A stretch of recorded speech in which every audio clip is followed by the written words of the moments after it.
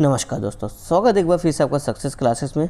जैसा कि आपको पता है एस पांडे की बुक हम लोग कवर कर रहे हैं पेपर 2 के लिए। अभी तक हमने जो कि पेपर 2 का 10 चैप्टर जो कि कंप्लीट कर लिया है और ये हमारा आज जो चैप्टर हम देखेंगे वो चैप्टर नंबर 11 है, जो कि क्या चैप्टर कहता है आपसे, कौन सा चैप्टर है, भारत में सामाजिक परिवर्तन की दृष्टियाँ। मतलब भारत में जिस तरह से सामाजिक परिवर्तन हुए हैं इसको यहाँ पर हम काफ़ी डिटेल से देखने वाले हैं और इसमें कौन कौन से समाजशास्त्री ने किस तरह से अपनी स्टडी की उसको भी हम लोग काफ़ी डिटेल से यहाँ पे देखेंगे समझेंगे। राइट, अब देखो इसमें आज हम जो टॉपिक कवर करेंगे वो आपका ये टॉपिक होंगे कुछ भारत में सामाजिक परिवर्तन के अंतर्जात एवं बहिर्जात स्रोत, सामाजिक परिवर्तन की प्रक्रियाएं कैसी रही हैं, संस्कृतिकरण, पश्चिमीकरण और आधुनिकीकरण।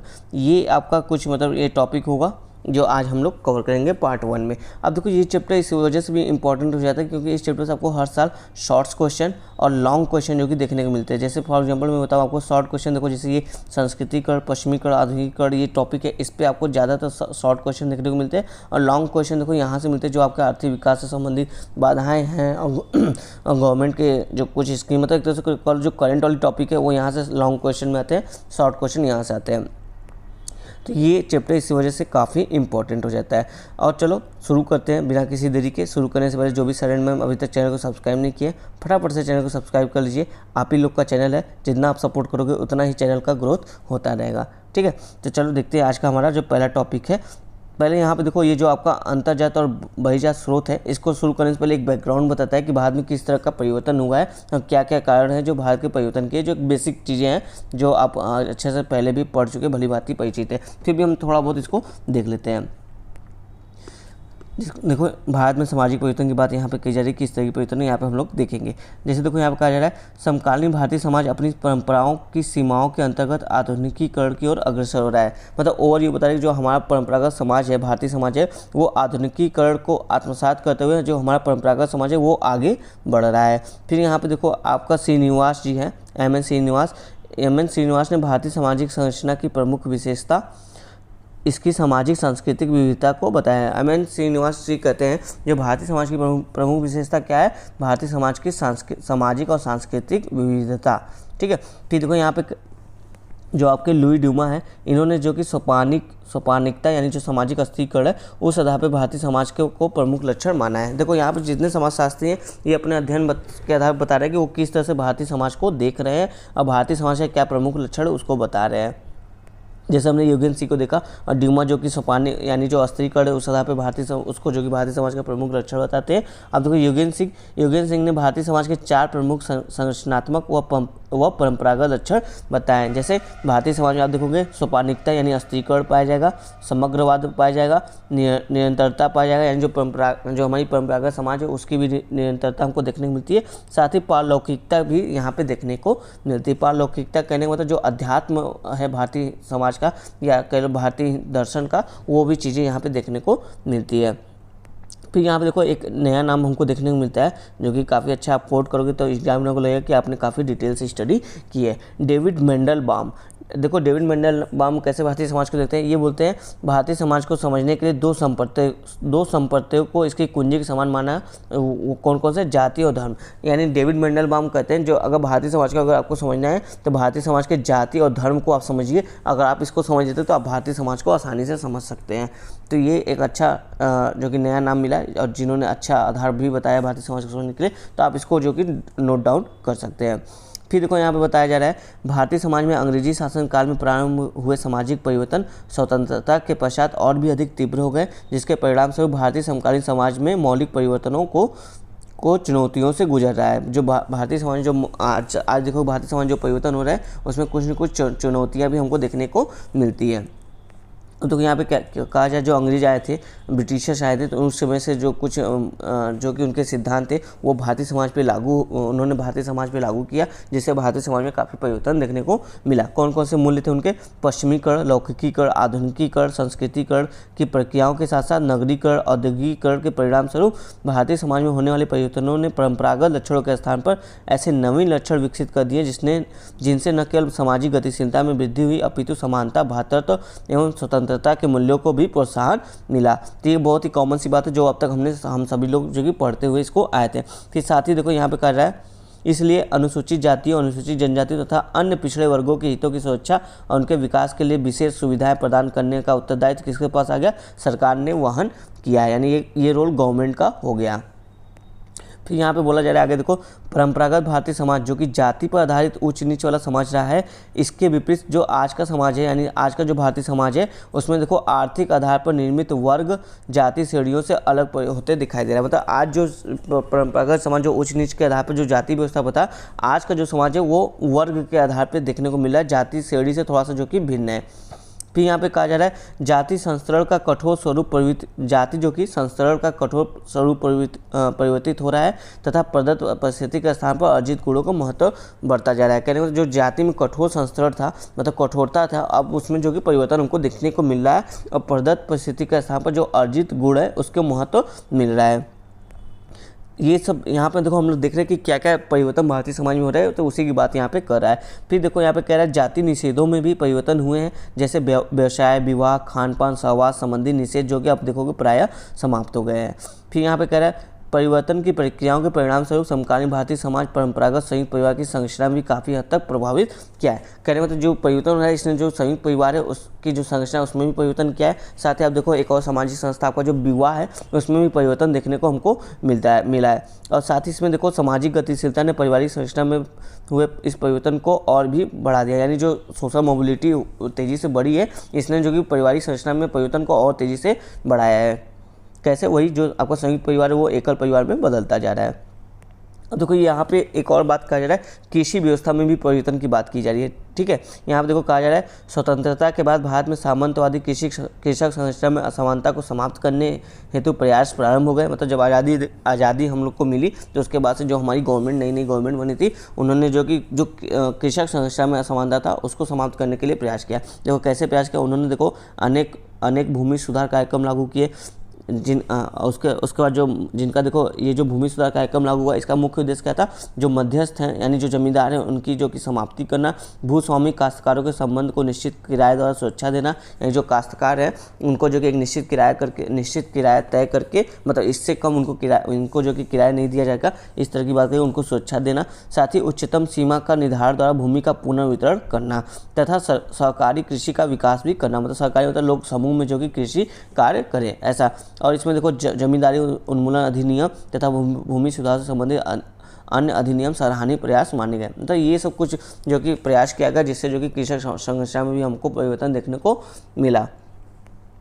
फिर बाद में देखो यहाँ पे बोला जा रहा है जो जीवन निर्वाह जब ये परिवर्तन हुआ तो उसका देखो क्या परिणाम हुआ, जीवन निर्वाह पर आधारित जो कृषि व्यवस्था थी वह व्यापार एवं बाजार पर आधारित कृषि व्यवस्था में परिवर्तित हो गई।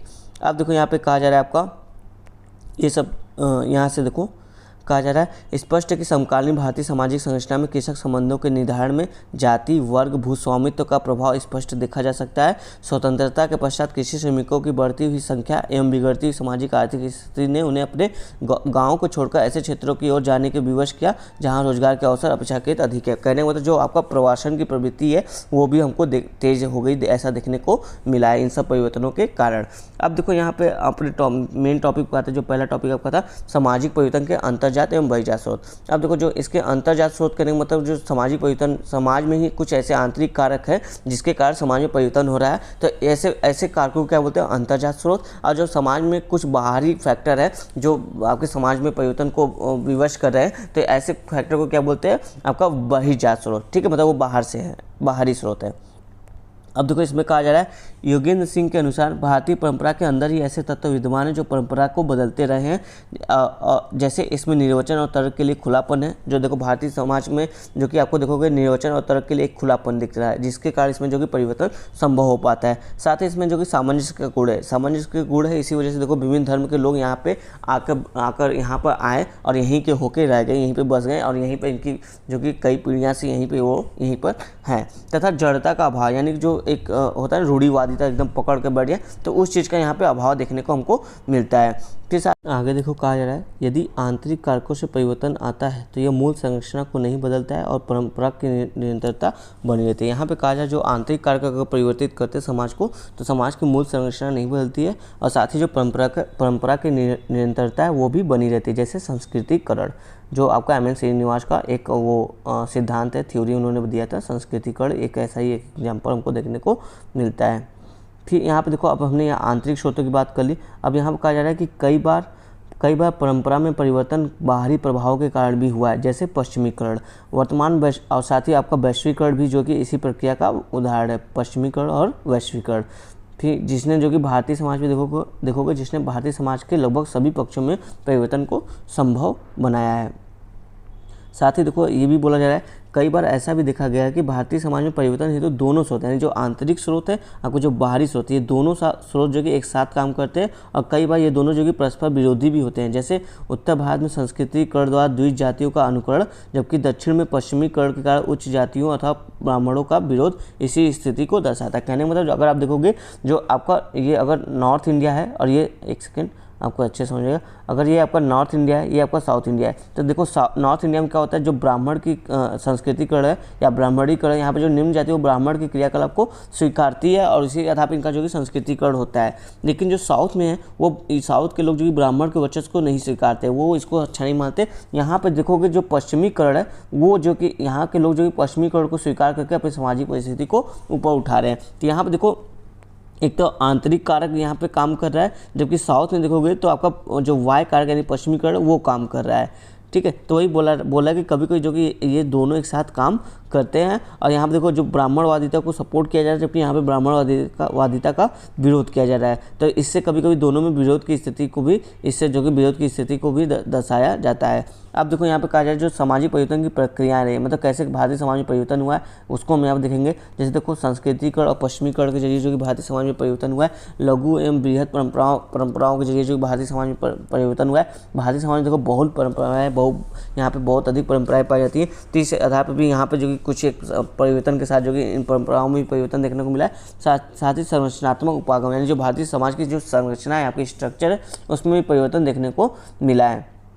अब देखो, यहाँ पे कहा जा रहा है, योगेंद्र सिंह ने बताया है कि भारत में अधिकतर सामाजिक और सांस्कृतिक परिवर्तनों की दिशा उद्विकास रेखी रही है। उद्विकास रेखी मतलब कहने को देखो इस तरह से कि परंपरागत भारतीय समाज से जो यहाँ पे जो विकास हो रहा है, मतलब एक सीधा रेखा में, एक रेखा में आगे बढ़ते जा रहा है ये परंपरागत विकास, और आधुनिकीकरण की ओर बढ़ गया है। तो इस तरह से यहाँ पे बोला जा रहा है जो कि भारत में अधिकतर सामाजिक और सांस्कृतिक परिवर्तनों की दिशा कैसा रहा है, उद्विकास रेखी रहा है। फिर देखो, श्रीनिवास ने परिवर्तन के चरणों का उल्लेख किया है, जो कि संस्कृतिकरण से पश्चिमीकरण की दिशा में हुआ है।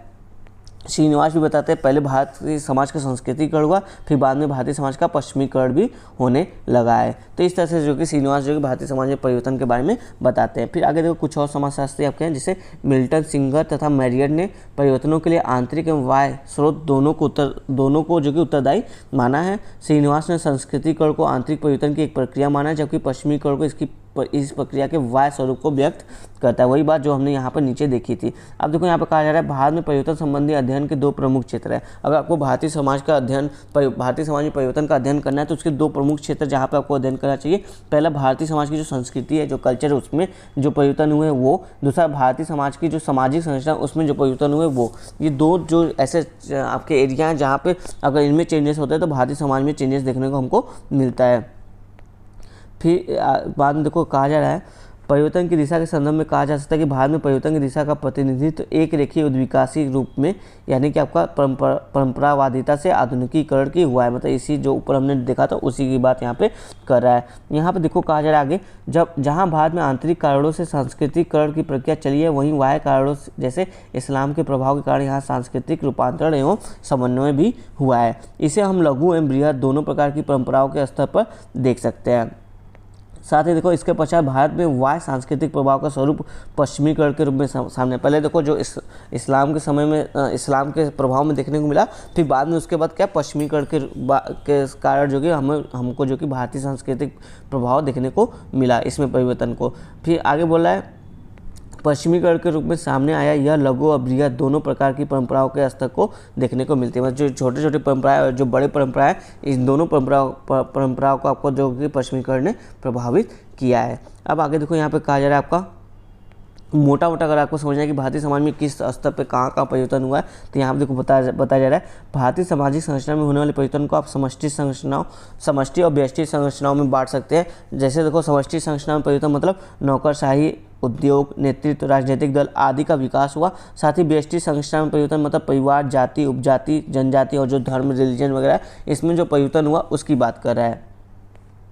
फिर देखो यहाँ पे कहा जा रहा है भारतीय समाज की इन समष्टि एवं व्यष्टि संरचनाओं में परिवर्तन भारतवासियों के अंग्रेजों या पश्चिम के संपर्क में आने के बाद ही प्रारंभ हुआ है। वैज्ञानिक एवं तकनीकी नवाचार जो आज सामाजिक संरचनाओं में परिवर्तन की गति को उद्विकासी दिशा में तेज कर रहा है, भारत द्वारा पश्चिम से ही प्राप्त किए गए। यानी जो हमारा जो टेक्नोलॉजी और साइंस से संबंधित जो विकास है वो भी हमारा एक तरह से पश्चिमीकरण का ही एक तरह से स्वरूप है।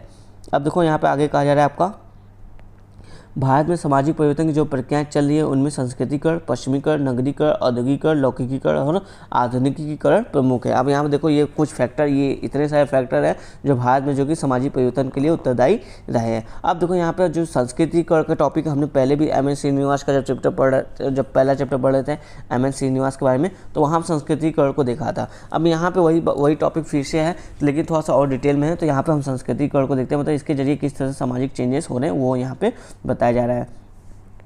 देखो यहाँ पे कहा जा रहा है भारतीय सामाजिक संरचना में सांस्कृतिक गतिशीलता की प्रक्रिया के विश्लेषण हेतु एम एन श्रीनिवास द्वारा यह अध्ययन किया गया था। श्रीनिवास ने दक्षिण भारत के कुर्ग लोगों के सामाजिक और धार्मिक जीवन के विश्लेषण में पाया कि निम्न जातियों के लोग ब्राह्मणों की कुछ प्रथाओं का अनुकरण करने और अपनी स्वयं की कुछ प्रथाओं जैसे मांस खाना, शराब का प्रयोग, पशु बलि आदि को छोड़ने में लगे हुए थे, जिससे उनकी स्थिति, वेशभूषा, भोजन संबंधी आदतें तथा कर्मकांड आदि जाति संस्करण की प्रणाली में ऊंची उठ सके। तो यहाँ पर उन्होंने जब आए दक्षिण भारत के कुर्ग समाज में जब श्रीनिवास आए तो इन्होंने देखा कि कुछ लोग हैं जो ब्राह्मणों के जीवन शैली को अनुकरण कर रहे हैं और जो अपनी प्रथाएँ, अपनी परंपराएं उसको त्याग रहे हैं। तो इससे क्या हुआ, उनकी जो आपका देखोगे इससे उनको समाज में जो कि जाति संस्कृति की प्रणाली में उन्हें ऊपर उठने का मौका मिला। फिर यहाँ पे कहा जा रहा है उन्होंने ब्राह्मणों की जीवन पद्धति का अनुकरण करके एक दो पीढ़ी में जाति संस्करण की प्रणाली में उच्च स्थिति को प्राप्त करने की दृष्टि से मांग प्रस्तुत की। गतिशीलता की इसी प्रक्रिया को श्रीनिवास ने प्रारंभ में जो कि ब्राह्मणीकरण और बाद में इसका नाम चेंज करके संस्कृतिकरण इसको कहा। मतलब यही आपका संस्कृतिकरण है कि जो आपका निम्न जाति के लोग हैं वो जो कि आपके उच्च जाति के लोगों की जो जीवन शैली है, परंपराएं हैं, उनका जो कि अनुकरण करती है और अपनी परंपराओं को छोड़ देती है, जिससे उनका जो कि समाज में परिस्थिति उच्च या ऊपर उठ सके। तो देखो वही बात यहाँ पे फिर से कहा जा रहा है डेफिनेशन की तरफ से संस्कृतिकरण का अर्थ बताया जा रहा है। संस्कृतिकरण वह प्रक्रिया जिसके द्वारा कोई निम्न हिंदू जाति या कोई जनजाति अथवा कोई अन्य समूह किसी उच्च और प्रायः द्विज जाति की दिशा में अपने रीति रिवाज, कर्मकांड, विचारधारा और जीवन पद्धति को बदलता है। साधारणतः ऐसे परिवर्तनों के बाद निम्न जाति सोपान में उच्च स्थिति का दावा करने लगती है। तो ये रहा आपका संस्कृतिकरण। आपने भी इसको अच्छे से समझा होगा, पहले भी हम लोग जो कि इसको पढ़ चुके हैं। अब देखो यहाँ पे कुछ संस्कृतिकरण के लक्षण भी बताया जा रहा है। ये जो अभी तक ये सब अपने टॉपिक पॉइंट देखा, ये 1 2 3 4 ये काफ़ी कॉमन थी, ये सब हमने देख लिया है, ये सब हमको पता है। जो थोड़ा सा स्पेसिफिक है वो पॉइंट हम यहाँ पे देखते हैं। जैसे संस्कृतिकरण के लक्षण में देखोगे तो ये वाला पॉइंट 5वां पॉइंट कह रहा है संस्कृतिकरण पद मूलक परिवर्तन को व्यक्त करने वाली प्रक्रिया, न कि संरचनात्मक परिवर्तन को। कहने का मतलब जो संस्कृतिकरण है वो किसी व्यक्ति की जाति के पद में परिवर्तन हो जाता है, वो अपनी समकक्ष जाति से थोड़ा सा ऊपर या ऊपर नीचे हो जाता है, लेकिन जो आपकी जाति व्यवस्था की जो आपकी जाति व्यवस्था उसमें कोई परिवर्तन नहीं करता। यानी जो सामाजिक संरचना है उसमें कोई परिवर्तन नहीं करता है, केवल ये आपके जो जाति के पद है उसमें थोड़ा बहुत परिवर्तन कर देता है। वही कहा जा रहा है यहाँ पे देखो स्वयं जाति व्यवस्था में कोई परिवर्तन नहीं होता है संस्कृतिकरण से।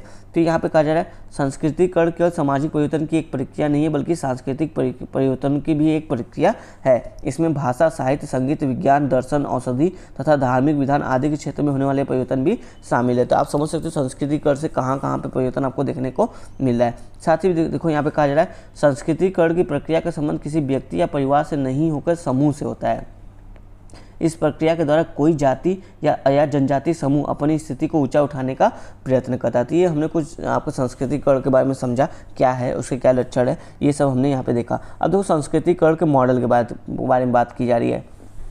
देखो यहाँ पे कहा जा रहा है श्रीनिवास ने प्रारंभ में संस्कृतिकरण के ब्राह्मणी मॉडल पर अधिक जोर दिया, मतलब कि लोग अधिक से अधिक जो ब्राह्मणवादी संस्कृति है उसको अपना रहे हैं। ठीक है, फिर यहाँ पे कहा जा रहा है परंतु वास्तविकता में संस्कृतिकरण के मॉडल सदैव ब्राह्मण ही नहीं रहे हैं। पेकॉक ने क्षत्रिय मॉडल के अस्तित्व की चर्चा की, मतलब जो कहने का मतलब पेकॉक ने बताया जो निम्न जाति के लोग हैं वो केवल ब्राह्मण जाति का ही नहीं अनुकरण करें बल्कि क्षत्रिय जाति का अनुकरण करके क्षत्रिय जाति की तरफ भी वो अपनी परिस्थिति को उच्च कर रहे हैं। फिर देखो यहाँ पे कहा जा रहा है मिल्टन सिंगर के अनुसार संस्कृतिकरण में कम से कम 3 मॉडल अवश्य मौजूद है। ये देखो काफ़ी और डिटेल में इसका अध्ययन करते हैं मिल्टन सिंगर, जो बताते हैं कि इसमें जो कम से कम 3 मॉडल अवश्य मौजूद है जो द्विज कहलाने वाले प्रथम 3 वर्ग के लोग हैं। जैसे देखो कहा जा रहा है कि ब्राह्मण के अलावा क्षत्रिय वैश्य भी संस्कृतिकरण के मॉडल है, मतलब जो निम्न जातियाँ हैं वो ब्राह्मणों का अनुकरण भी करती हैं अपनी परिस्थिति को उच्च करने के लिए, क्षत्रियों का भी अनुकरण करती है और साथ ही वैश्य जो वर्ग है उसका भी जो कि अनुकरण करती है अपनी परिस्थिति को उच्च करने के लिए, राइट। तो यहाँ पे ये बातें कही जा रही है। फिर आप देखो यहाँ पे साथ ही बताया जा रहा है जो कृषक जातियाँ, प्रभावी कृषक जातियाँ भी अनुकरण के स्थानीय मॉडल को प्रस्तुत करती है, यानी जो किसान लोग हैं किसान समूह हैं वो भी जो कि अपने स्थानीय अनुकरण, मतलब जो जहाँ पे ये लोग रह रहे हैं वहाँ पे जो जाति प्रभुत्व में है यानी जो जाति ऊँची है या जो आपका वर्ग उच्च प्रतिष्ठित माना जाता है, तो ये जो यहाँ के जो निम्न समझे जाने जो किसान है या श्रमिक है ये भी इनका अनुकरण करके अपनी परिस्थिति को ऊँचा उठाने का प्रयत्न कर रहे हैं। तो जैसा कि पेकॉक तथा सिंगर ने अवलोकित किया कि ऐसी जातियों के माध्यम से ही क्षेत्रीय मॉडलों को अपनाया गया है। तो इस आधार पर देखो क्षेत्रीय मॉडल भी जो कि आपका संस्कृतिकरण का एक मॉडल के रूप में सामने आया है। तो हमने यहाँ पे संस्कृतिकरण के विभिन्न मॉडल को समझा कि कौन कौन से संस्कृतिकरण के मॉडल हो सकते हैं। आपका पहला तो ब्राह्मणीकरण है, फिर दूसरा क्षत्रियकरण, तीसरा है आपका वैश्यीकरण। इस तरह के साथ ही आपका जो लोकल स्तर पे है यानी क्षेत्रीय जो आपका संस्कृतिकरण वो भी हमने यहाँ पे देखा। अब देखो यहाँ पे संस्कृतिकरण के प्रमुख स्रोत और कारक बताया जा रहा है कि किस वजह से जो कि आपका संस्कृतिकरण देखने को हमको मिलता है। तो देखो यहाँ पे बोला जा रहा है जाति व्यवस्था के अंतर्गत न केवल विभिन्न जातियों को ही एक दूसरे से उच्च या निम्न माना जाता है बल्कि व्यवसाय, भोजन, वस्त्र, आभूषण आदि में भी कुछ विशेष प्रकार को उच्च अथवा निम्न समझा जाता है। कहने मतलब केवल इंसान को ही उच्च और निम्न नहीं समझा जाता बल्कि जो उसके द्वारा अपनाए जाने वाले जो व्यवसाय हैं, भोजन है, वस्त्र, आभूषण उनको भी जो कि उच्च निम्न का आधार बना दिया गया है। जैसे देखो अगर आप आभूषण के आधार पर कहोगे, अगर कोई लोहे के आभूषण, तांबे का आभूषण, पीतल का आभूषण पहन रहा है तो उसकी स्थिति ऐसा माना जाता है कि वो निम्न स्थिति का व्यक्ति है, जबकि कोई वही सोने का और चांदी का आभूषण पहना है तो उसकी स्थिति जो कि उच्च मानी जाती है। तो इस तरह की बातें भी आपको देखो भेदभाव का एक कारक देखने को हमको मिलता है जाति व्यवस्था में। तो यहाँ पे देखो और यहाँ पे बताया जा रहा है कि और क्या कारक रहे हैं आपके संस्कृतिकरण के। अंग्रेजों के काल में धन कमाने के अवसरों के बढ़ने से इस समूह गतिशीलता में वृद्धि हुई है, यानी देखो लोगों में जो कि धन कमाने की जो कि लालसा जगी है, शिक्षा प्राप्त करके और आर्थिक मतलब अपने आप को आर्थिक संपन्न करने की लालसा जगी है जब से अंग्रेज आए हैं अपनी विभिन्न नीतियों के जरिए जो परिवर्तन किए उस आधार पर। तो इससे क्या हुआ, इस समय निम्न जातियों के लोगों ने काफ़ी धन कमाने के बाद अपने लिए उच्च स्थिति का दावा किया और कुछ समय बाद इससे प्राप्त करने में भी सफल हो गए। तो इस आधार पर देखो आपको संस्कृतिकरण भी देखने को मिलता है। साथ ही देखो श्रीनिवास के अनुसार आर्थिक स्थिति में सुधार, राजनीतिक शक्ति की प्राप्ति, शिक्षा, नेतृत्व तथा संस्करण की प्रणाली में ऊपर उठने की अभिलाषा आदि संस्कृतिकरण के लिए प्रेरक कारक है। यानी संस्कृतिकरण के जो प्रेरक कारक कौन कौन से ये हमने देखा, जैसे आप पॉलिटिकल पावर गेन कर लो, आप इकोनॉमिक रूप से जो कि अच्छे हो जाओ, आपकी आर्थिक स्थिति अच्छी हो जाए, आप जो कि स्वयं चाहते हो कि आप स्वयं के मुझे ऊपर उठना है समाज में, ऐसी आपके पास इच्छा भी होनी चाहिए। तो ये सब जो कुछ फैक्टर है जो आपको जो कि संस्कृतिकरण करने के लिए यानी आपकी स्थिति उच्च करने के लिए आपको जो कि आपको एक अवसर या स्रोत के रूप में काम करती है। फिर देखो यहाँ पे कहा जा रहा है जब किसी जाति या जाति के किसी एक भाग को लौकिक शक्ति प्राप्त हो जाती है तो वह साधारणतः उच्च परिस्थिति के परंपरागत प्रतीकों को प्राप्त करने का प्रयास भी करती है जैसे करना। तो देखो यहाँ पे कहा जा रहा है कि जब आप जो कि लौकिक शक्ति प्राप्त कर लेते हो, कहने का मतलब कि आप जो कि जितने भी आपका रीति रिवाज कर्म कांड है जो इस तरह की बातें हैं इसमें अगर आपकी परिस्थिति उच्च हो जाती है तो आप ऑटोमेटिक जो कि संस्कृतिकरण की ओर बढ़ जाते हो। फिर यहाँ पे कहा जा रहा है जो आपका अनुलोम विवाह है, कहने का मतलब कि जैसे कि एक कास्ट का मतलब अन्य कास्ट में विवाह करना, ठीक है, विजाति विवाह एक तरह से कह लो, तो उसने भी जो कि आपकी गतिशीलता को बढ़ाया है जिससे संस्कृतिकरण हुआ। जैसे मान लो अगर एक जाति दूसरी जाति से शादी अन्य जाति में शादी कर रहा है तो अगर ये निम्न जाति का इनका जो कि उच्च जाति से शादी हो रहा है तो इनकी जो परिस्थिति आप देखोगे जाति संस्करण ये भी जो कि उच्च जाति में चले जाते हैं, अब इनकी जो परिस्थिति निम्न होकर उच्च हो जाती है। तो अनुलोम विवाह ने भी जो कि इस तरह की संस्कृतिकरण में अपनी भूमिका निभाई है। साथ ही देखो संचार तथा यातायात के साधनों के विकास ने भी संस्कृतिकरण को देश के विभिन्न भागों तथा समूहों तक पहुँचा दिया है। जो पहले पहले पहुंच के बाहर थे तथा साक्षरता के प्रसार ने संस्कृतिकरण को उन समूहों तक पहुंचा दिया जो जाति संस्करण की प्रणाली में काफ़ी निम्न थे। देखो यातायात तो संचार का साधन हुआ तो लोग आपस में इकट्ठा होना शुरू कर दिए, लोग एक दूसरे से मिलने लगे, जुड़ने लगे, और जो कि विभिन्न जातियों के संपर्क में, जो एक जाति जो कि विभिन्न जातियों के संपर्क में आने लगी, धीरे धीरे क्या कि वो उनके कुछ चीज़ों को जो कि स्वीकार करने, अनुकरण करने लगे। इससे भी जो कि संस्कृतिकरण ने जोर पकड़ा है। फिर शादी का कहा जा रहा है आपका नगर, यानी जो नगरीकरण हुआ है, मंदिर महाविद्यालय यानी जो आपका शिक्षा का प्रसार हुआ है, तीर्थ स्थान आदि जो कि संस्कृतिकरण के अन्य स्रोत है। यानी यहाँ पे देखोगे, यहाँ पे जो कि जाति का उतना भेदभाव आज के समय में नहीं देखने को मिलता है, खासकर पहले तो मंदिर में देखने को मिलता था, लेकिन वर्तमान समय में नहीं दिखता है। तो नगर मंदिर यहाँ पे जो कि देखो विभिन्न जाति के लोग आपस में संपर्क में आते हैं, बातचीत करते हैं, उनका अपना जो कि थोड़ा सा एक तो कह लो कि बातचीत करके जो कि एक दूसरे के संपर्क में आते हैं। तो इससे क्या होता है, जो लोग एक दूसरे को की चीज़ों को अनुकरण करने की कोशिश करते हैं, ये भी जो कि संस्कृतिकरण के प्रमुख साधन रहे हैं। तो इस तरह से हमने देखा संस्कृतिकरण के क्या स्रोत और साधन रहे हैं, यहाँ पर हमने जो कि अच्छे से उसको समझा। अब देखो यहाँ पर इसकी जो श्रीनिवास है, इनके संस्कृतिकरण का जो कि आलोचना भी की जाती है। तो यहाँ पर देखो क्या कहा जा रहा है, जो श्रीनिवास ने स्वयं स्वीकार किया है कि जो संस्कृतिकरण है ये काफ़ी जटिल और विषम अवधारणा है। ठीक है, आगे देखो यहाँ पे कहा जा रहा है, इसी को कंटिन्यू करते हुए कहा जा रहा है, भारतीय समाज के विश्लेषण के रूप में इसकी उपयोगिता इस अवधारणा की जटिलता और साथ ही इसके ढीलेपन के कारण सीमित है।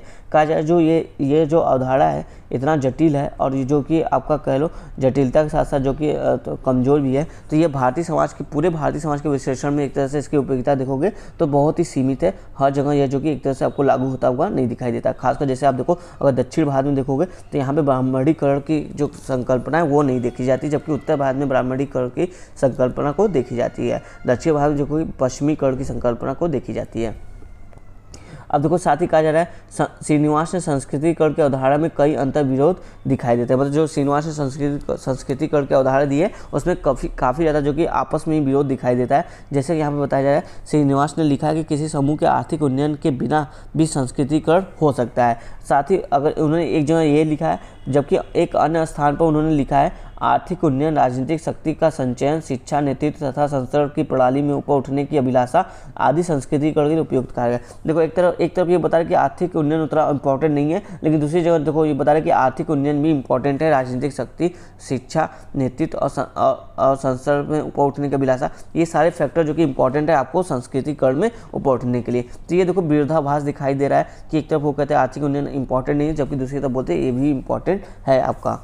फिर देखो साथ में आगे बताया जा रहा है, संस्कृतिकरण के परिणाम से स्वतः ही किसी समूह को उच्च परिस्थिति प्राप्त नहीं है। वो बोलते हैं कि जरूरी नहीं है कि संस्कृतिकरण अगर जो है इसके परिणाम से कोई जो कि जाति जो कि उच्च परिस्थिति को प्राप्त ही कर ले, जबकि एक तरफ जब अपनी संस्कृतिकरण की शुरुआत में अवधारणा देते हैं तो बोलते हैं कि इससे जो कि कोई जाति निम्न जाति से उच्च जाति में परिवर्तित हो जाती है 1-2 पीढ़ी के बाद। जबकि यहाँ पे एक जगह उन्होंने स्वयं लिखा है कि इससे जरूरी नहीं कि आपको उच्च परिस्थिति प्राप्त ही हो जाएगी। तो इस तरह की विरोधाभास के आधार पर इनका जो कि आलोचना किया जाता है। साथ ही देखो यहाँ पे आलोचना के नेक्स्ट पॉइंट में कहा जाता है, श्रीनिवास मानते हैं कि संस्कृतिकरण की प्रक्रिया के द्वारा लंबवत सामाजिक गतिशीलता संभव है, परंतु वास्तव में ऐसा संदेहास्पद है। जैसे श्रीनिवास मानते हैं कि निम्न जाति जो कि ऐसे उच्च जाति में आ जाएगी, लेकिन जो आप देखो योगेंद्र सिंह बताते हैं कि ऐसा नहीं है। संस्कृतिकरण में जो कि लंबवत जो कि आपका सामाजिक गतिशीलता नहीं दिखता है, बल्कि क्षैतिज सामाजिक गतिशीलता दिखता है। कहने का मतलब इधर ऐसे, मतलब कि जो कोई मान लो ये एक जाति है, ये इसके कई उपजाति है, ठीक है, और ये जो कि आपका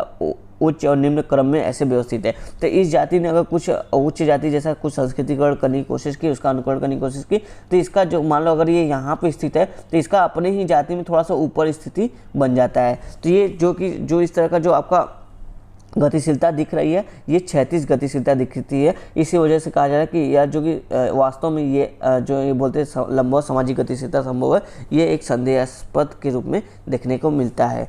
फिर देखो आगे बोला जा रहा है, फिर यहाँ पे देखो बी कुप्पुस्वामी संस्कृतिकरण को संदर्भ समूह की प्रक्रिया का एक उदाहरण मानते हैं। संदर्भ समूह जो कि आपका मर्टन ने दिया था, उसको हम पेपर 1 में पढ़ेंगे। यहाँ पे बी कुप्पुस्वामी कहते हैं जो संस्कृतिकरण है वो दरअसल कुछ और नहीं, संदर्भ समूह की एक प्रक्रिया है। लेकिन भारतीय समाज में देखो कहा जा रहा है, लेकिन भारतीय समाज में संदर्भ समूह की सदस्यता प्राप्त करना इस कारण असंभव है कि यहाँ जन्म आधारित जाति व्यवस्था पाई जाती है। कहने का मतलब कि संदर्भ समूह वहाँ काम करता है जहाँ पे वर्ग व्यवस्था होती है, जहाँ पे जो कि योग्यता के आधार पर जो कि व्यक्ति को का समाज में परिस्थिति निर्धारित होता है। लेकिन भारतीय समाज में बोला जाए कि यह इसलिए संभव नहीं है क्योंकि भारतीय समाज में जाति व्यवस्था पाई जाती है और यहाँ पर जो परिस्थिति होती है वो जन्म पर आधारित होती है। फिर उसके बाद आगे देखो, ये कुछ उसके जो कि क्रिटिसिज्म हमने यहाँ पे देखे। फिर यहाँ पे देखो इस संबंध में, यानी जो सांस्कृतिकरण है, इस संबंध में डी.एन. मजूमदार ने लिखा है कि सांस्कृतिक परिवर्तन की प्रक्रिया का वर्णन करने के लिए हमने जिस उपकरण का प्रयोग किया वह बहुत उपयुक्त नहीं है। यही बात आपका F.G. बेली ने अपनी पुस्तक कास्ट एंड इकोनॉमिक्स फ्रंटियर में की है। मतलब अभी तक डी.एन. मजूमदार और F.G. बेली कहते हैं कि जितने भी अभी तक हमने जो कि संस्कृतिकरण के संबंध में अध्ययन किया है, ये जो कि पर्याप्त नहीं है। इससे जो कि पूरे भारत की संस्कृतिकरण की प्रक्रिया का जो कि हम विश्लेषण नहीं कर पा रहे हैं। तो यहाँ पर हमने काफ़ी डिटेल से जो कि आपका संस्कृतिकरण के टॉपिक को समझा। अब चलो अपना अगला टॉपिक देखते हैं, जो आपका क्या है, पश्चिमीकरण। तो पश्चिमीकरण को समझने की कोशिश करते हैं। यहाँ पे पश्चिमीकरण क्या है, देखो यहाँ पे श्रीनिवास ने ही जो कि पश्चिमीकरण की अवधारणा को पेश किया था। श्रीनिवास ने पश्चिमीकरण शब्द का प्रयोग उन परिवर्तनों को व्यक्त करने के लिए किया है जो भारत में 19वीं और 20वीं शताब्दी में अंग्रेजी राज्य की अवधि में हुए हैं। मतलब जब ब्रिटिशर्स आए थे उनके द्वारा जो जितनी भी नीतियाँ लाई गई थी, जो भी भारतीय समाज में परिवर्तन किए गए थे, उस आधार पर जो परिवर्तन हुए उसको क्या बोला श्रीनिवास ने, पश्चिमीकरण की बात की है। अब यहाँ पे देखो कहा जा रहा है इस शब्द में, यानी जो पश्चिमीकरण है, इसमें देखो विभिन्न स्तरों, प्रौद्योगिकी, संस्थाओं, विचारधाराओं तथा मूल्यों में होने वाले परिवर्तन सम्मिलित है। योगेंद्र सिंह ने बताया है कि मानवतावाद तथा तार्किकता पर जोर पश्चिमीकरण का एक अंग है। यानी पश्चिमीकरण का प्रमुख अंग आप देखोगे तो क्या है, आपका मानवतावाद और तार्किकता पे बल दिया गया है। फिर यहाँ पे बोला जा रहा है जिसने ये जो मानवतावाद और तार्किकता पर जो बल दिया जा रहा है, इसने जो कि भारत में संस्थागत तथा सामाजिक सुधारों की श्रृंखला आरंभ कर दी। वैज्ञानिक, प्रौद्योगिकी तथा शिक्षा संस्थाओं की स्थापना, राष्ट्रीयता का उदय, देश में नवीन राजनीतिक संस्कृति, नेतृत्व, सबके सब जो कि आपके पश्चिमीकरण के उपोत्पाद है। तो यहाँ पे जो कि बताया गया कि ये जो पश्चिमीकरण से आपको क्या क्या देखने को मिला है, भारतीय समाज में किस तरह का परिवर्तन देखने को मिला है, ये सब चीज़ें यहाँ पे परिवर्तन होती नजर आई हमको। फिर देखो यहाँ पे कहा जा रहा है, अब देखते हैं कि भारतीय समाज में पश्चिमीकरण में क्या क्या चेंजेस हुए, थोड़ा सा यहाँ पे डिटेल में यहाँ पे बताया जाता है। जैसे देखो पश्चिमीकरण के परिणाम से भारत में कुछ नवीन संस्थाओं का स्थापना हुआ, जैसे समाचार पत्र, चुनाव, ईसाई मिशनरी आदि के प्रारंभ के साथ जो कि पुरानी संस्थाओं में मौलिक परिवर्तन भी हुए हैं। अब आगे देखो कहा जा रहा है अंग्रेजों के द्वारा स्थापित स्कूलों के दरवाजे सभी जातियों के लोगों के लिए समान रूप से खोले गए। मतलब यहाँ पर जो कि विद्यालय जो कि सभी बिना जाति भेदभाव के सबके लिए जो कि विद्यालय की सुविधा की गई। साथ ही पश्चिमीकरण का प्रभाव सबसे पहले अभिजात वर्ग, उच्च जाति एवं उन्नत आर्थिक स्थिति के लोगों पर पड़ा। अंग्रेजी शिक्षा प्राप्त कर लोग सरकारी नौकरियां, अन्य सेवाओं तथा बैंकों तथा व्यापारिक कंपनियों में प्रविष्ट होने लगे। पश्चिमी शिक्षा के कारण लोगों के दृष्टिकोण में एक महत्वपूर्ण परिवर्तन आया। जैसे देखो यहाँ पे बोला जा रहा है अंग्रेजी साहित्य, दर्शन, इतिहास, राजनीतिक संस्थानों के अध्ययन ने लोगों में मानवतावादी दृष्टिकोण को विकसित किया। तो हमने यहाँ पे समझा कि लोगों के दृष्टिकोण में जो परिवर्तन आया, कैसे आया, लोगों ने जो कि अंग्रेजी साहित्य, दर्शन, इतिहास और जो राजनीतिक संस्थाएं थी ब्रिटिशर्स मॉडल पे, उन सभी का अध्ययन किया, जिससे लोगों में जो कि मानवतावादी दृष्टिकोण का विकास हुआ। इस प्रकार पश्चिमीकरण ने समतावादी और लौकिक दृष्टिकोण के विकास में सहायता पहुंचाई है। अब देखो यहाँ पे बोला जाए पश्चिमीकरण का लोगों ने रहन सहन के तरीकों या जीवन के ढंग पर भी काफ़ी प्रभाव पड़ा है। जैसे तो कहा जा रहा है इसके कारण देखो अंग्रेजी भाषा को ना सिर्फ अपनाया गया बल्कि उनके जीवन के तरीकों को भी आत्मसात किया गया। मतलब जो पश्चिमी सभ्यता के लोग जिस तरह से जीते थे, सिर्फ उनके भाषा को अपनाया गया बल्कि उनके वो जैसे रहन सहन करते थे वैसे हमने भी रहन सहन करना शुरू कर दिया। तो साथ ही बोला जा रहा है जो मानवतावाद है, जो जिस पर बल दिया गया पश्चिमीकरण के कारण, तो मानवता यहाँ पे इसको डिफाइन करने की कोशिश किया जा रहा है कि मानवतावाद जिसका तात्पर्य है जाति, आर्थिक स्थिति, धर्म, आयु तथा लिंग को ध्यान में रखे बिना सभी मनुष्यों के कल्याण को एक में सक्रिय योगदान करना। तो इस तरह से देखो कि भारत में कल्याणवादी चीज़ें भी देखने को मिली, जो कि भारतीय परंपरा में भी नहीं थी, लेकिन इसने जो कि आधुनिक रूप से जो कि मानवतावाद को प्रेरित किया। फिर देखो कहा जा रहा है पश्चिमीकरण अभिजात वर्ग और जनसाधारण के बीच की खाई को और भी बढ़ा दिया है। देखो पश्चिमीकरण से क्या हुआ कि लोग जो अमीर लोग थे वो और अमीर होते गए, गरीब लोग और गरीब होते गए, तो इससे क्या हुआ इनके बीच की जो दूरी थी वो और भी बढ़ गई है। फिर श्रीनिवास ने स्वयं यहाँ पे देखो श्रीनिवास ने स्वयं लिखा है, लोगों का एक समूह अपनी वेशभूषा, भोजन, तौर तरीके, वाणी, खेलकूद और अपने द्वारा काम में ली जाने वाली वस्तुओं की दृष्टि से पश्चिमीकृत हो गया, जबकि अन्य समूहों ने पश्चिमी विज्ञान, ज्ञान तथा साहित्य को अपना लिया, जो बाह्य दृष्टि से पश्चिमीकरण से सापेक्षतः मुक्त रहा है। कहने मतलब कि यहाँ पे बताया भारत में देखो 2 तरह के लोग हुए पश्चिमीकरण के बाद। एक तो वो जिन्होंने पश्चिमीकरण को पूरी तरह से अपना लिया, जबकि दूसरी वो जो पश्चिमीकरण को कह लो सिलेक्टिव रूप से अपनाए, मतलब उनके जो ज्ञान है, उनके जो साहित्य है, विज्ञान है, उसको अपनाया, अब बाकी अपनी परंपरा के साथ भी जुड़े रहे। तो इस तरह की बात यहाँ पे हमको परिवर्तन देखने को मिल रहा है पश्चिमीकरण के कारण।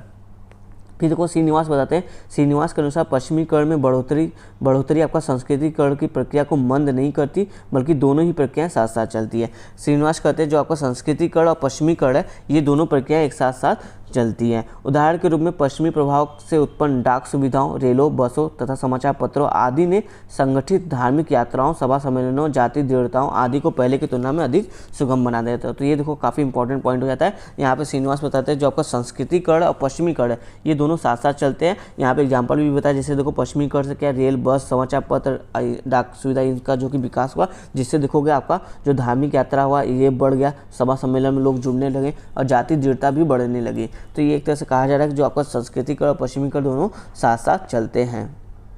अब देखो यहाँ पे पश्चिमीकरण बारे में समझ लिया हमने, तब यहाँ पे भारत में पश्चिमीकरण की बात की जा रही है कि भारत में किस तरह से पश्चिमीकरण हमको देखने को मिलता है। अब यहाँ पे देखो कहा जा रहा है, अंग्रेजों के पास राजनीतिक और आर्थिक शक्ति के साथ एक नवीन प्रौद्योगिकी, वैज्ञानिक ज्ञान तथा महान साहित्य था। इनसे प्रभावित हो उच्च जातियों के लोगों ने अंग्रेजों का अनुसरण करना प्रारंभ किया, उनकी प्रथाओं और आदतों को अपनाया। अंग्रेज जाति संस्तरण की प्रणाली में सर्वोच्च शिखर पर पहुंच गया और ब्राह्मणों का स्थान द्वितीय हो गया।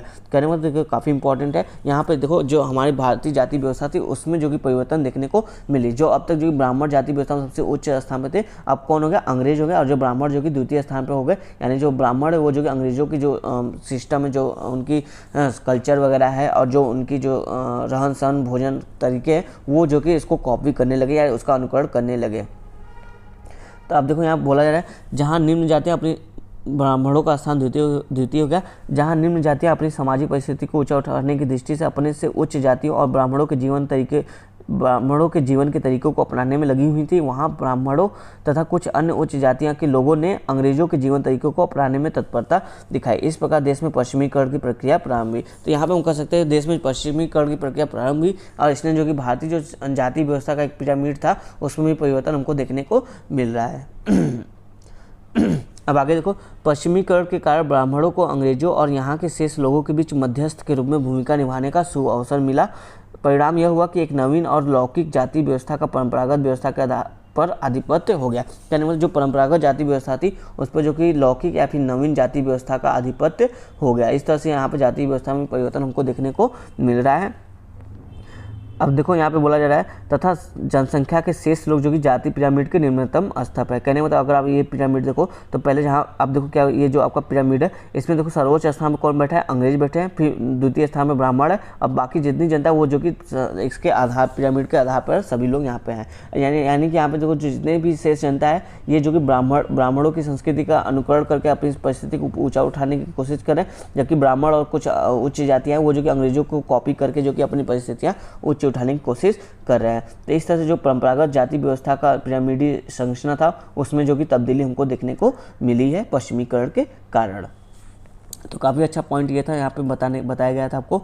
अब देखो यहाँ पे कहा जा रहा है, स्वतंत्रता प्राप्ति के पश्चात अब कई निम्न स्तर की जातियां अंग्रेजी शिक्षा का लाभ उठाकर अपने आप को पश्चिमीकृत करती जा रही हैं। वे संस्कृतिकरण के माध्यम से नहीं बल्कि सीधे ही पश्चिमीकरण की ओर बढ़ रही हैं। श्रीनिवास ने स्वयं ही एक जगह लिखा है कि पश्चिमीकरण के लिए संस्कृतिकरण आवश्यक नहीं है। मतलब कि अगर आपका पश्चिमीकरण हो रहा है तो जरूरी नहीं कि आप पहले संस्कृतिकरण करो तभी पश्चिमीकरण करो, क्योंकि यहाँ पे देखो देखा जा रहा है आज़ादी के बाद बहुत से लोग जो कि शिक्षा वगैरह आधुनिक शिक्षा प्राप्त करके जो कि अपने आप को पश्चिमीकरण के रूप में ढाल रहे हैं, बजाय कि वो संस्कृतिकरण उन्होंने नहीं किया है।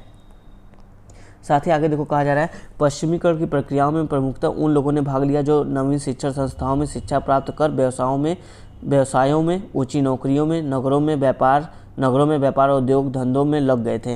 मतलब देखो पश्चिमीकरण की प्रक्रिया में केवल उन लोगों ने ज़्यादातर भाग लिया जो कि जिन्होंने नवीन शिक्षा प्राप्त की थी और जो व्यवसाय में लगे थे और जिन्होंने ऊंची नौकरियां प्राप्त की थी, जो नगरों में व्यापार और उद्योग धंधों में लगे थे, उन्होंने जो कि पश्चिमीकरण को बहुत तेज़ी से जो कि आत्मसात करने की प्रक्रिया को शुरू किया था। फिर साथ ही देखो यहाँ पे कहा जा रहा है यातायात और संचार के साधनों के विकास, औद्योगिकरण, कृषि क्षेत्र में होने वाले विकास तथा अभिजात वर्ग व ग्रामीण की क्षेत्रीय तथा सामाजिक गतिशीलता में वृद्धि ने पश्चिमीकरण की प्रक्रिया को और तीव्र और साथ ही राष्ट्रव्यापी बना दिया है।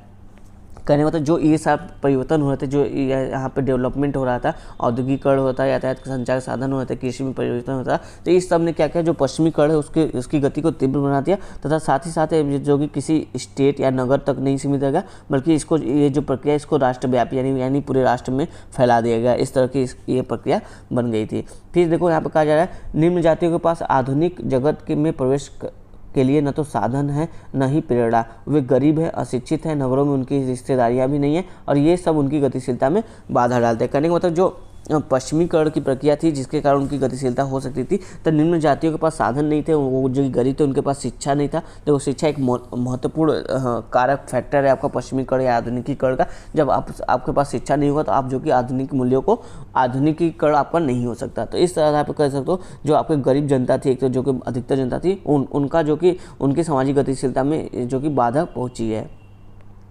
फिर आगे यहाँ पर देखो कहा जा रहा है आपका भारत में ऐसे नेताओं के वर्ग का उदय भी हुआ जो नवीन और आधुनिक भारत के लिए प्रकाश स्तंभ का काम किए। मतलब एक तरह से जो भारत में कुछ ऐसे नेता या वर्ग का भी उदय हुआ जिन्होंने जो कि आधुनिक भारत के निर्माण में सहयोग दिया, जैसे टैगोर, विवेकानंद, राणा डे, गोखले, तिलक, पटेल, गांधी, जवाहरलाल नेहरू, राधा कृष्णन आदि। मौजूदा सामाजिक कुरीतियों जैसे बाल विवाह, सती प्रथा, विधवा विवाह निषेध और स्त्रियों का पृथक्करण में रखना, स्त्री शिक्षा का विरोध, अस्पृश्यता तथा अंतर्जातीय विवाह निषेध आदि के प्रति जागरूक थे। मतलब इन्होंने जो कि आदि के प्रति लोगों, इन सब जो सामाजिक कुरीतियाँ थी, ये लोग जो कि आदि के प्रति जागरूक थे और इन्होंने जो कि अब देखो समाज सुधार की प्रक्रिया में इस अभिजात वर्ग ने अनुभव किया कि भारत को आधुनिकीकरण की ओर बढ़ने के कार्य को सफलतापूर्वक संपन्न करने के लिए राजनीतिक शक्ति की भी आवश्यकता है। मतलब कि केवल भारतीय समाज को अगर आगे बढ़ाना है, उनको अगर आधुनिक करना है, तो ये जो आपके नेतृत्व करता थे, ये जो लीडर थे, इन्होंने अनुभव किया कि भारत को आगे बढ़ाने के लिए, भारत का आधुनिकीकरण करने के लिए हमें सिर्फ समाज सुधार नहीं करना है, बल्कि साथ साथ इसके साथ ही जो कि भारत को जो कि राजनीतिक शक्ति, ठीक है, जो राजनीतिक शक्ति है उसको भी देना होगा, तभी जो कि भारतीय समाज का आधुनिकीकरण हो सकता है। तो जब ये चीज़ें इन्होंने, जो हमारे लीडर्स थे, उन्होंने महसूस की, तो इससे क्या हुआ, देखो 19वीं शताब्दी के अंतिम 50 वर्षों में काफ़ी राष्ट्रीय जागृति हुई। मतलब लोगों में जो कि राष्ट्रीयता का भाव पनपने लगा, जिसने जो कि हमें आज़ादी दिलाने में भी जिसने जो कि हमको आज़ादी दिलाई है। अब देखो यहाँ पर कहा जा रहा है पश्चिमीकरण ने केवल अभिजात वर्ग के उदय में ही नहीं, बल्कि हिंदू समाज को अनेक कुरीतियों को से मुक्त कराने, राष्ट्रीयता का भाव जगाने और स्वतंत्रता प्राप्ति हेतु आंदोलन करने में भी महत्वपूर्ण योगदान दिया है। तो यहाँ पे देखो पश्चिमीकरण के योगदान की बात की जा रही है कि एक बृहद लेवल पर अगर आप ओवरव्यू पिक्चर देखो पश्चिमीकरण क्या इम्पैक्ट हुआ, तो ये सारे इम्पैक्ट हमको देखने को मिला है। अब साथ ही देखो यहाँ पे पश्चिमीकरण का भारतीय समाज पे प्रभाव की बात किया जा रहा है, तो यहाँ पे देखो क्या क्या प्रभाव हुए यहाँ पे बताया जा रहा है। अभी तक हमने देखा कि पश्चिमीकरण किस तरह से हुआ भारतीय समाज में, ठीक है, वो समझा। अब देखो और साथ ही कुछ प्रभाव भी देखे, तो लेकिन यहाँ पर डिटेल से जो कि एक बार फिर से आपको पश्चिमीकरण का प्रभाव बताया जा रहा है। तो देखो कहा जा रहा है पश्चिमीकरण का भारतीय सामाजिक संस्थाओं पर काफ़ी प्रभाव पड़ा है। यह प्रभाव देखो कि आपको संयुक्त परिवार जो प्रणाली है, हिंदू विवाह है, जाति व्यवस्था में देखने को मिलता है। फिर यहाँ पे कहा जा रहा है जो पश्चिमीकरण ने व्यक्तिवादिता को प्रोत्साहित किया है, जिसके परिणाम स्वरूप क्या हुआ, संयुक्त परिवार की संरचना में परिवर्तन हो रहा है। अब पश्चिमीकरण के प्रभाव से शिक्षित युवक युवतियां विवाह को जन्म जन्मांतर का संबंध न मानकर एक समझौता मानने लगे, यानी कि जो वैवाहिक संस्था है उसमें भी आपको परिवर्तन देखने को मिल रहा है। फिर देखो कहा जा रहा है पश्चिमीकरण के कारण विभिन्न जातियों के सदस्यों, कारखानों तथा अन्य क्षेत्रों में साथ साथ काम करने का अवसर मिलने लगा है, जिससे जो जातिगत दूरी थी वो पहले की तुलना में कम हुआ है। यानी कि जाति व्यवस्था पर भी पश्चिमीकरण ने अपने प्रभाव डाले हैं। फिर देखो कहा जा रहा है पश्चिमीकरण के कारण स्त्रीकरण के नवीन आधार के रूप में वर्गों का भी महत्व बढ़ने लगा है। बहुत अच्छा। फिर यहाँ पर देखो कहा जा रहा है आपका एस.सी. दुबे की मान्यता कि पश्चिमीकरण के कारण गाँवों में व्यक्ति के स्थानीय सामाजिक स्थिति, उसकी जाति एवं परिवार की प्रतिष्ठा पर आधारित न होकर उसकी स्वयं की योग्यता पर आधारित होती है। कहा जा रहा है जो पश्चिमीकरण वो गाँवों तक भी फैल चुका है, गाँव में भी देखने को मिल रहा है। यहाँ पे अब देखो अर्जित जो व्यक्ति है उसकी योग्यता का, उसको जो कि परिवार में उसकी स्थिति के आधार पर न देखते हुए उसकी योग्यता के आधार पर उसके जो कि सामाजिक परिस्थिति में उसको स्थान दिया जा रहा है। फिर देखो और क्या इसके परिणाम देखने को हमको मिला है। जो जाति पंचायत है उसका विघटन भी हमको देखने को मिला है, मतलब जाति पंचायत समाप्त हो रही है। और A.R. देसाई के अनुसार पश्चिमीकरण के कारण भारतीय ग्रामीण सामाजिक संगठन में पारिवारिकता का महत्व कम हो गया है। पश्चिमीकरण की प्रक्रिया ने भारत में नगरीकरण औद्योगिकरण की प्रक्रियाओं को जन्म दिया है, जिससे देखोगे जो आपका भारतीय गाँव है वो भी जो कि प्रभावित हुआ है, वो भी आपका जो कि प्रभावित हुआ है। तो जो आपका ये औद्योगिकरण नगरीकरण हुआ है इससे केवल शहर ही नहीं प्रभावित है बल्कि गांव में प्रभावित है। कैसे? तो गांव से ही जो लोग हैं, जो श्रमिक वर्ग है, वो जो कि गांव से ही जाते हैं इन फैक्ट्रियों में काम करने के लिए। तो इससे देखो प्रवासन की स्थिति देखने को मिली है और बहुत सारे जो लेबर जो कि इन उद्योगों को सपोर्ट करने के लिए जो कि लेबर वर्ग भी मिल गया है। तो इस तरह से देखोगे तो जो आपका औद्योगिकरण नगरीकरण इसने जो कि गाँव को भी प्रभावित किया है। फिर यहाँ पर देखो कहा जा रहा है ग्रामों में, एक सेकेंड, ग्रामों में आजकल सामुदायिक भावना शिथिल पड़ रही है तथा स्थानीयता का महत्व कम होता जा रहा है। पश्चिमीकरण की प्रक्रिया के कारण भारतीय ग्रामों में समाचार पत्रों, रेडियो, चुनाव आदि का प्रादुर्भाव हुआ है। फिर यहाँ देखो कहा जा रहा है ओमले ने लिखा है भारत में अंग्रेजी कानून व्यवस्था लागू करने के 2 क्रांतिकारी परिणाम हुए हैं। पहला देखो समानता का सिद्धांत की स्थापना हुई है, दूसरा निश्चित अधिकारों की चेतना की स्थापना। मतलब जो आपको अधिकार दिए गए हैं वो आपको पता चला है कि आपके कौन कौन से अधिकार है, साथ ही लोगों को में जो कि समानता का सिद्धांत लाया गया है। तो ओमाले जो कि ये 2 बातें बताते हैं कि पश्चिमीकरण से ये 2 महत्वपूर्ण भारतीय समाज में परिवर्तन देखने को हमको मिले हैं। साथ ही यहाँ पर कहा जाए देखो अब यहाँ पर कंक्लूजन की बात कर रहा है। सामान्यतः किसी गैर पश्चिमी देश में पश्चिमी देशों के प्रत्यक्ष या अप्रत्यक्ष संपर्क के कारण होने वाले परिवर्तन के लिए प्रचलित शब्द क्या है? आधुनिकीकरण है। ये उतना इम्पोर्टेंट नहीं है, चलते आगे।